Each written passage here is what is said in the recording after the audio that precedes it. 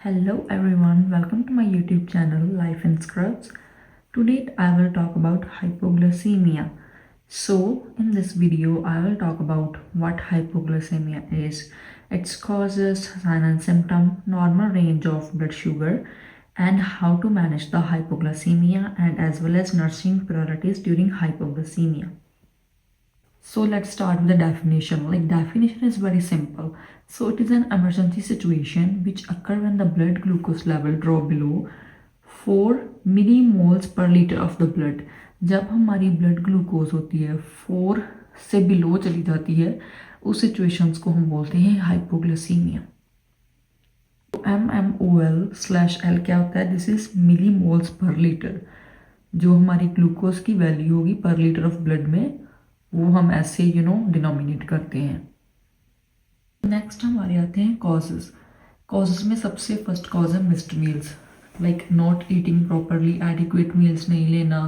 तो उससे क्या होगा, हमारी बॉडी को ग्लूकोज नहीं मिलेगी, एनर्जी नहीं मिलेगी, उसके कारण हाइपोग्लिसीमिया हो सकता है।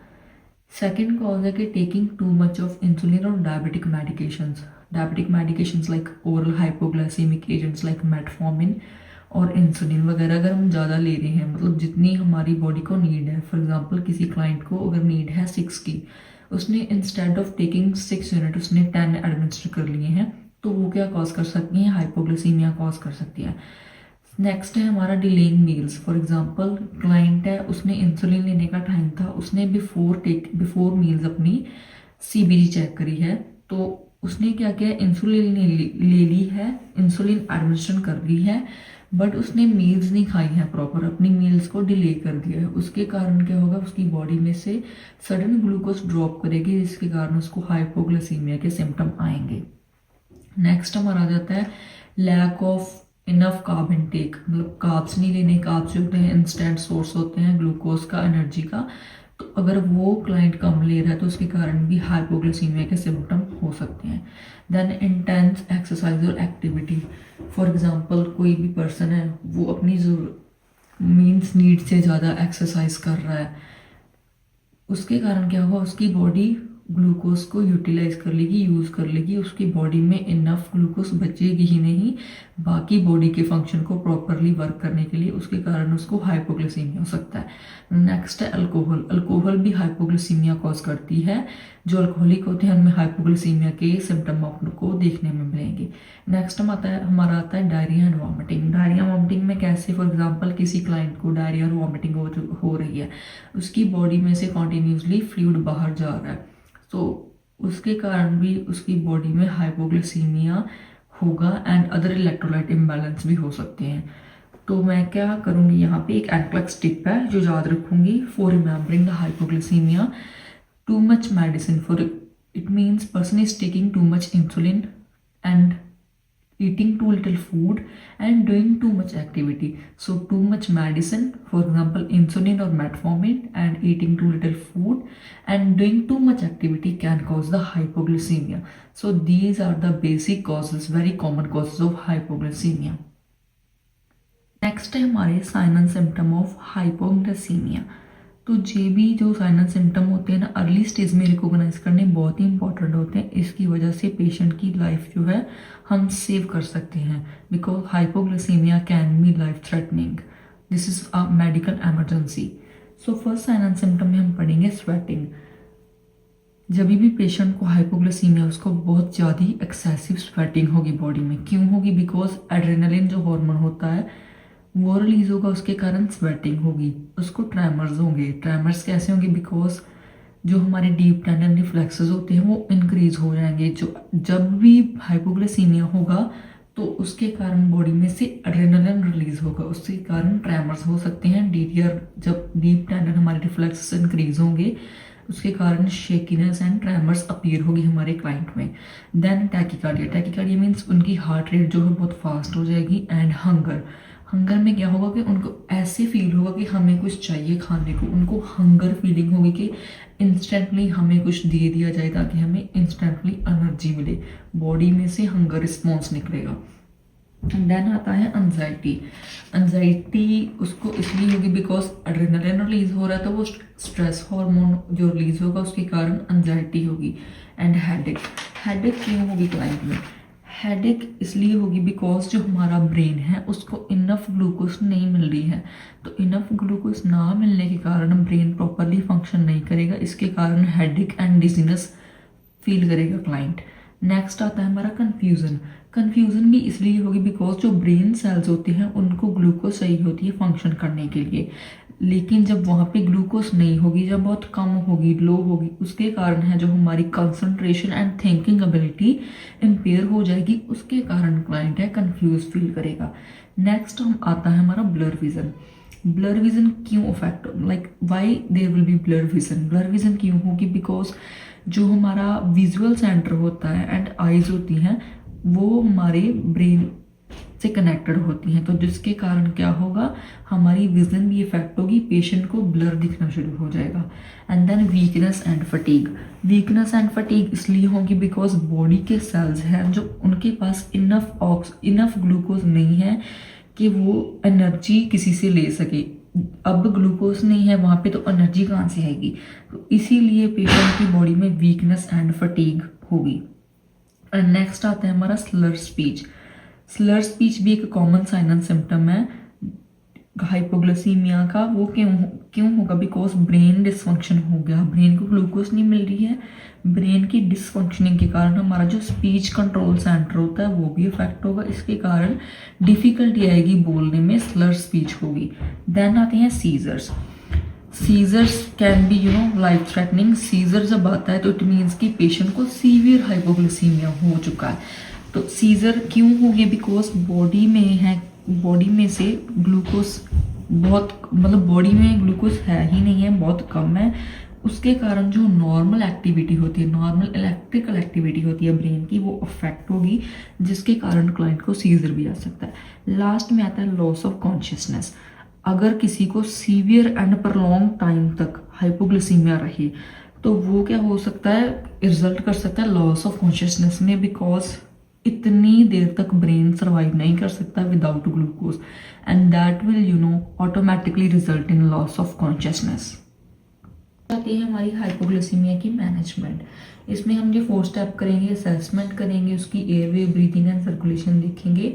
तो इसको मैं एक एग्जांपल से हम क्रिटिकली सोच के करेंगे। फॉर एग्जांपल मेरे पास एक क्लाइंट है मेरा एंड उसको बहुत स्वेटिंग हो रखी है, वो हंगर मुझे कंप्लेन कर रहा है कि मुझे कुछ खाने का मन कर रहा है, तो उसकी पल्स भी बहुत ज़्यादा है। तो मैं फर्स्टली असेस करूँगी अपने क्लाइंट की लेवल ऑफ कॉन्शियसनेस को, मैं उसका नाम वगैरह पूछूंगी, टाइम, पर्सन, प्लेस, सिचुएशन सब कुछ पूछूंगी, ताकि मैं उसका देखूंगी कि वो कॉन्शियस है कि नहीं। देन उसके मैं इमीडिएटली वाइटल साइंस, उसमें वाइटल साइंस में क्या करूँगी, मैं उसकी सैचुरेशन देखूंगी, heart rate, blood pressure and उसका टेम्परेचर असेस करूंगी। देन मैं उसका न्यूरोलॉजिकल स्टेटस चेक करूंगी। न्यूरोलॉजिकल स्टेटस चेक करने के लिए हम मोस्टली ग्लासगो स्केल यूज़ करते हैं। उसकी वजह से हम उसको यूज़ करके हम पता कर सकते हैं कि क्लाइंट का आई रिस्पॉन्स, वर्बल रिस्पॉन्स और मोटर रिस्पॉन्स कैसा है। तो ये मैं करूँगी इमीडिएट असेसमेंट में।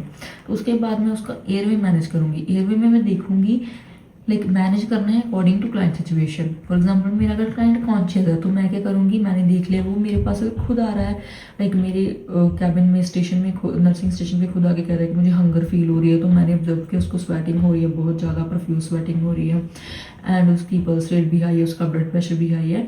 तो क्या करूँगी मैं, उसके बाद उसका मैं एयरवे देखूंगी कि उसका एयरवे सिक्योर हो, एयरवे ओपन होना चाहिए, मीन्स कि उसका ट्रेकिया जो है ओपन रहना चाहिए ताकि वो इनफ एयर ले सके और उसको कोई एयरवे में दिक्कत ना आए। तो ये हम देखेंगे एयरवे में। देन नेक्स्ट आती है हमारी ब्रीथिंग में मैं उसका ब्रीथिंग पैटर्न देखूंगी, उसकी रेस्पिरेशन रेट देखूंगी, ऑक्सीजन सैचुरेशन देखूंगी एंड डेप्थ देखूंगी एंड देखूंगी कि मेरा क्लाइंट असेसरी मसल तो नहीं यूज़ कर रहा है ब्रीथिंग के लिए, उसकी ब्रीथिंग लेबर्ड ब्रीथिंग तो नहीं है। लास्ट में मैं देखूंगी सर्कुलेशन में मेरे क्लाइंट की कैपिलरी रिफिल टाइम देखूंगी, it should be less than 3 seconds, उसका heart rate and blood pressure वगैरह मैं चेक करूंगी। तो ये हमारी आ जाती है बेसिक स्टेप हमने क्या करने हैं, मतलब उसका एयरवे, ब्रीथिंग एंड सर्कुलेशन कुछ भी कंपनसेट नहीं होना चाहिए। इवन क्लाइंट कॉन्शियस भी है तब भी हमने एक बार पूरी हेड टू टू असेसमेंट करनी है, उसका एयरवे, ब्रीथिंग, सर्कुलेशन प्रॉपरली एक बार स्टेप बाय स्टेप रिव्यू करना है और प्रॉपर्ली सारे स्टेप कंप्लीट करने हैं। मैंने देख लिया कि मेरा क्लाइंट कॉन्शियस है एंड उसकी एबिलिटी देख लेनी है कि वो स्वेलो करने की, कुछ खाने की लायक भी है, लाइक ही और she is able to swallow और नॉट। वो मुझे कॉन्शियसनेस देख के पता लग जाएगा कि मेरा क्लाइंट कि न्यूरोलॉजिकली स्टेबल है या नहीं है। तो फॉर एग्जांपल मेरे पास क्लाइंट है, अब वो क्या है, मेरा क्लाइंट है कॉन्शियस है, अवेक है, तो इसमें मैं फॉलो करूँगी 15:15 रूल। तो इसमें हम क्या करेंगे, हाइपोग्लिसीमिया को मैनेज कैसे करेंगे कॉन्शियस क्लाइंट में, इसमें हम फॉलो करेंगे 15:15 रूल। इसमें हम क्या करते हैं, तो 15:15 याद रखना है। इसमें हमने 15 gram of fast acting carbs लेने हैं। तो उसमें क्या आ जाएगा, हमारी 4 ग्लूकोज टैबलेट आ सकती हैं, 120 ml of regular soda. Diet Coke वगैरह नहीं देनी है, डाइट सोडा नहीं देना है, नॉन डाइट जो होता है वो देना है, बिकॉज उसमें इंस्टेंट शुगर होती है, वो आपकी बॉडी को इंस्टेंट एकदम से ग्लूकोज एनर्जी प्रोवाइड करेगी। तो और क्या दे सकते हैं हम, 1 टेबलस्पून ऑफ हनी या शुगर दे सकते हैं। इन तीनों ऑप्शंस में आप कोई भी एक ऑप्शन दे सकते हो। फॉर एग्जांपल मैंने मेरे क्लाइंट को 120 ml ऑफ रेगुलर सोडा दे दिया, ठीक है। तो 15 ग्राम उसका जो होता है ये कार्ब्स चलेंगे उसके अंदर। तो उसके बाद में मैं क्या करूँगी, वेट करूँगी फॉर 15 मिनट्स। इसीलिए इसको 15:15 रूल बोलते हैं, बिकॉज हम 15 ग्राम फास्ट एक्टिंग कार्ब देके वेट करेंगे 15 मिनट के लिए। फॉर एग्जांपल हमारे 15 मिनट पास हो चुके हैं, तो अब हम क्या करेंगे, रीचेक करेंगे उसकी ब्लड ग्लूकोज दोबारा से। अगर तो ये फिर भी 4 से कम है तो फिर क्या करेंगे, हम सेम स्टेप रिपीट करेंगे 15:15 वाला। दोबारा से हम अपने क्लाइंट को another 15 gram of fast acting carbs देंगे एंड वेट करेंगे फॉर 15 मिनट्स। तो मैंने वेट कर ली फॉर 15 मिनट। जैसे मैंने आपको लास्ट सिचुएशन बताई कि मेरा क्लाइंट है, मेरे पास कॉन्शियस है, मैंने उसकी ब्लड ग्लूकोज चेक करी, उसके साइन एंड सिम्टम असेस की, एयरवे ब्रीथिंग सर्कुलेशन सारी असेस करी। तो मैंने क्या फाइंड आउट किया कि मेरे क्लाइंट की शुगर कम है। मुझे कैसे पता चला, क्योंकि मैंने शुगर चेक करी क्लाइंट की, मैंने ब्लड ग्लूकोज ली और उसकी ब्लड ग्लूकोज आई है 4 से कम। तो मैं उसे instantly 15 gram of fast acting carbs दूंगी। कोई भी ऑप्शन आप चूज़ कर सकते हो फॉर ग्लूकोज टैबलेट और whatever is available in your hospital, और you can go with your hospital policies and protocols. 3 gram sugar देने के बाद हम वेट करेंगे for 15 minutes. For example client की शुगर 15 मिनट हो गए हैं, मैंने दोबारा चेक करी, फिर 4 से कम है, तो मैं क्या करूँगी, जो मैंने पहले स्टेप किए हैं उसको रिपीट करूँगी। Another 15 gram of fast acting carbs दूंगी मैं अपने क्लाइंट को एंड दोबारा से 15 मिनट वेट करके मैं चेक करूँगी कि उसकी जो हाइपोग्लिसीमिया है वो करेक्ट हुई है कि नहीं हुई है। एंड सेकंड सिचुएशन जो आती है, फॉर एग्जांपल मेरी क्लाइंट की शुगर है करेक्ट हो गई है, मैंने उसकी ब्लड ग्लूकोज चेक करी 15 मिनट के बाद, उसकी जो ग्लूकोज है 4 से अबव है, तो इट मीन्स कि उसका जो हाइपोग्लिसीमिया वो करेक्ट हो गया है। बट इसमें मैं क्या करूँगी, अब अगर उसका हाइपोग्लिसीमिया करेक्ट हो गया तो मैं मेरे क्लाइंट को लॉन्ग एक्टिंग कार्ब्स दूंगी, लॉन्ग एक्टिंग कॉम्प्लेक्स कार्ब्स दूंगी विद प्रोटीन। प्रोटीन के साथ कैसे, फॉर एग्जांपल मैं अपने क्लाइंट को क्रैकर्स दे सकती हूँ पीनट बटर के साथ, वो क्या आ जाएगा, कॉम्प्लेक्स कार्ब आ जाएंगे विद प्रोटीन के साथ। तो उससे क्या होगा, जो क्लाइंट है उसको सेकेंडरी हाइपोग्लिसीमिया और रीबाउंड हाइपोग्लिसीमिया नहीं होगा। अब मेरे क्लाइंट का हाइपोग्लिसीमिया करेक्ट हो चुका है, तो नेक्स्ट स्टेप में क्या करूँगी, नेक्स्ट स्टेप में मैं अपने क्लाइंट को लॉन्ग एक्टिंग कॉम्प्लेक्स कार्ब्स दूंगी ताकि मेरे क्लाइंट को सेकेंडरी और रीबाउंड हाइपोग्लिसीमिया ना हो। तो इसमें एग्जांपल ले सकते हैं पीनट बटर विद क्रैकर्स, जो कि हम अपने क्लाइंट को दे सकते हैं। इसके कारण क्या होगा, क्लाइंट को रीबाउंड हाइपोग्लिसीमिया, जिसे हम सेकेंडरी हाइपोग्लिसीमिया भी कह देते हैं, वो नहीं होगा। तो मैं आपको सारे ये स्टेप एक बार फिर से रिपीट करके बताऊंगी क्या हमें करना चाहिए if the client is conscious. For example मेरा क्लाइंट कॉन्शियस है, मेरे पास आया है, मैंने उसकी ब्लड ग्लूकोज करी है 4 से कम है, मैंने क्या असेस किया कि मेरे क्लाइंट की ब्लड ग्लूकोज कम है, तो मैं इमीडिएटली फॉलो करूँगी 15:15 रूल। उसको 15 gram of fast acting carbs दूंगी एंड वेट करूँगी 15 मिनट्स के लिए। जो हमारे लॉन्ग फास्ट एक्टिंग कार्ब्स होते हैं उसमें क्या आएगा, उसमें हमारे आ जाएंगे 120 ml ऑफ फ्रूट जूस आ जाएगा, 4 ग्लूकोज टैबलेट आ जाएंगी, 120 ml ऑफ रेगुलर सोडा या 1 टेबल स्पून ऑफ हनी और शुगर आ जाएगा। तो मेरे क्लाइंट को मैंने 15 ग्राम दे दिए हैं फास्ट एक्टिंग कार्ब्स। तो उसके बाद में मैंने वेट किया फॉर 15 मिनट्स।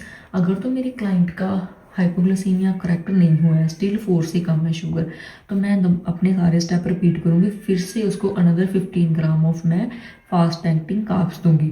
तो सेकेंड इसमें सिचुएशन आ गई हमारे पास कि अगर तो मेरे क्लाइंट का हाइपोग्लिसीमिया करेक्ट हो गया है, उसमें मैं नेक्स्ट स्टेप क्या करूँगी, उसमें मैं नेक्स्ट स्टेप ये करूँगी कि अपने क्लाइंट को लॉन्ग एक्टिंग कॉम्प्लेक्स कार्ब्स देने हैं।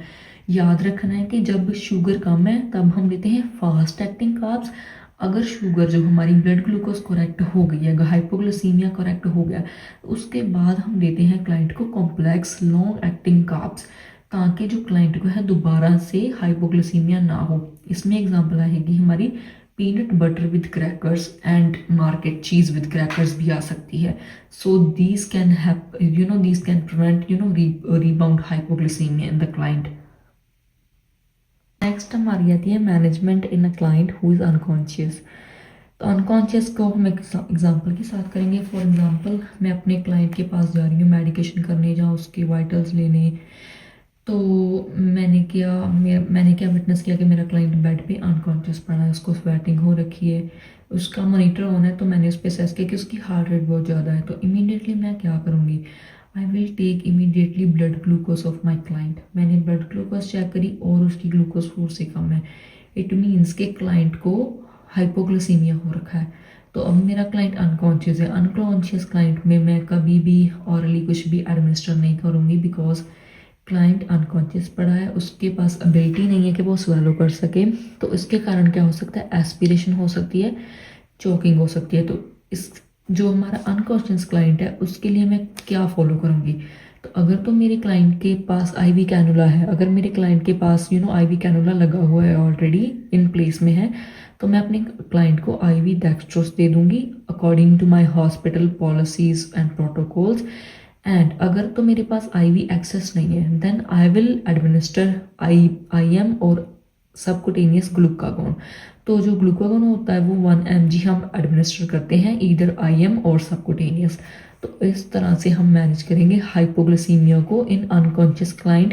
एंड अनकॉन्शियस क्लाइंट को हम कभी भी ऑरली कुछ भी एडमिनिस्टर नहीं करते हैं, बिकॉज अगर हम कर देंगे एडमिनिस्टर कुछ भी हमारे अनकॉन्शियस क्लाइंट को उसको एस्पिरेशन हो सकती है, which can further deteriorate the condition. तो जो अनकॉन्शियस क्लाइंट है उसमें हम आईवी डेक्स्ट्रोस दे सकते हैं 50 ml। एंड अगर आईवी एक्सेस नहीं है तो हम क्या कर सकते हैं, IM इंट्रामस्कुलर और सबकुटेनियस जो ग्लूकागोन है 1 mg दे सकते हैं। उसके कारण क्या होगा, जब हम ग्लूकागोन दे देंगे तो वो रिवर्स कर देगा sign and symptom of hypoglycaemia के। तो उसके कारण जो हाइपोग्लिसीमिया ट्रीट हो जाएगा। This is the way to manage hypoglycaemia in unconscious client. तो नेक्स्ट आ जाती है हमारी नर्सिंग रिस्पॉन्सिबिलिटीज़। नर्सिंग रिस्पॉन्सिबिलिटीज़ में हम क्या करेंगे, फर्स्ट ऑफ ऑल तो हम असेसमेंट करेंगे, पेशेंट की कॉन्टिन्यूस असेसमेंट करेंगे जब तक कि उसका हाइपोग्लिसीमिया करेक्ट नहीं हो जाता है। तो रीचेक करेंगे उसकी दोबारा से ब्लड ग्लूकोज रीचेक करेंगे, अगर करेक्ट हो भी गई है तो देन हम पेशेंट को मॉनिटर करेंगे, उसका लेवल ऑफ कॉन्शियसनेस, उसका neurological status, vital sign, other sign and symptom, airway, breathing, circulation, ये सब मॉनिटर करेंगे। एंड आइडेंटिफाई करेंगे लास्ट में कि कॉज क्या था हाइपोग्लिसीमिया का। तो लाइक जैसे मैंने ऑलरेडी बताया कि मल्टीपल कॉजेस हो सकते हैं, लाइक लैक ऑफ ईटिंग हो सकता है, इंटेंस एक्सरसाइज हो सकती है, मिस्ड मील्स हो सकती हैं, एंड इंसुलिन की डोज इनकरेक्ट एडमिनिस्टर करने से भी हाइपोग्लिसीमिया हो सकता है। तो जब हमने आइडेंटिफाई कर लिया कॉज तो हम उसको ट्रीट करेंगे कॉज को। एंड लास्ट में हम अपने पेशेंट को एजुकेट करेंगे। हम अपने क्लाइंट को एजुकेट कर सकते हैं रिगार्डिंग लाइक मील्स के रिगार्डिंग एजुकेट कर सकते हैं कि हाइपोग्लिसीमिया को कैसे प्रिवेंट कर सकते हैं। और उसको एजुकेट करना है कि जितनी आपको नीड है अकॉर्डिंग टू स्लाइडिंग स्केल के अकॉर्डिंग ही मतलब अपनी जो इंसुलिन है वो एडमिनिस्टर करनी है। And prior taking the insulin, मतलब इंसुलिन लेने से पहले मील्स भी अपनी प्रॉपर खानी है ताकि आपको हाइपोग्लिसीमिया ना हो।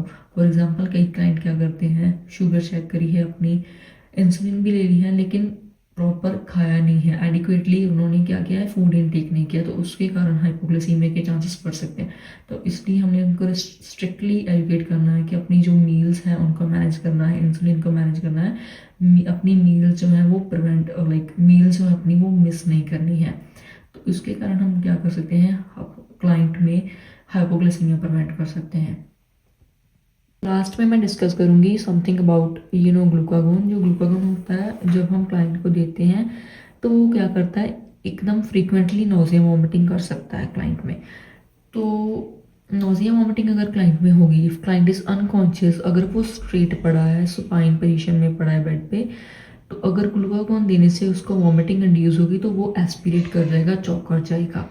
तो इसलिए हम क्या करते हैं, जो हमारा क्लाइंट होता है अनकॉन्शियस, उसको हम ग्लूकागोन देने से पहले इमीडिएटली या बाद में क्या कर देते हैं, उसकी लेफ्ट साइड की ओर टर्न कर देते हैं, ताकि अगर क्लाइंट को वॉमिटिंग हो भी तो वो एस्पिरेट ना करे। तो इसके कारण क्या होता है, प्रिवेंट हो जाती है aspiration in unconscious client. This is all about hypoglycemia. I hope you guys will understand this and kindly subscribe my channel for more videos. Thank you and bye bye. Take care. I'll see you guys in the next video.